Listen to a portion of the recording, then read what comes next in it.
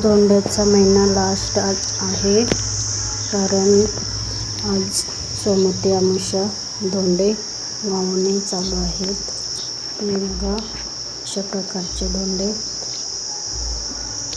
एक 32 धोंडे पाहता आणि बोलता की कृष्णार्पण म्हणून धोंडे वाहणे चालू असते.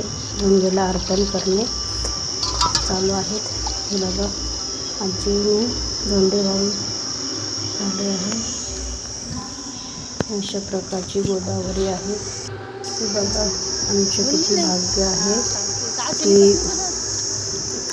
गंगा मैया रोज आम्हाला आंघोळीला जात आहोत. पूजा होते पुरा महिनाभर आंघोळी आम्हाला मिळत आहेत. हे असे भाग्य लागतं आणि खूप पवित्र असा धोंड्याचा महिना आहे.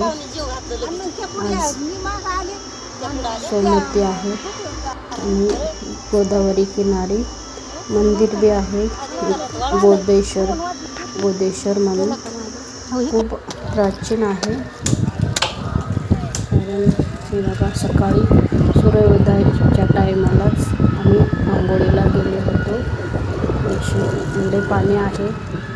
तर उन्हाळा कडकड उन्हाळा आहे थंडीच्या महिन्यात. तरी पण हे असं बंधारा आहे म्हणून आमचे भाग्य आहे. पाणी आहे गंगेला, नदी गोदावरी जाईल.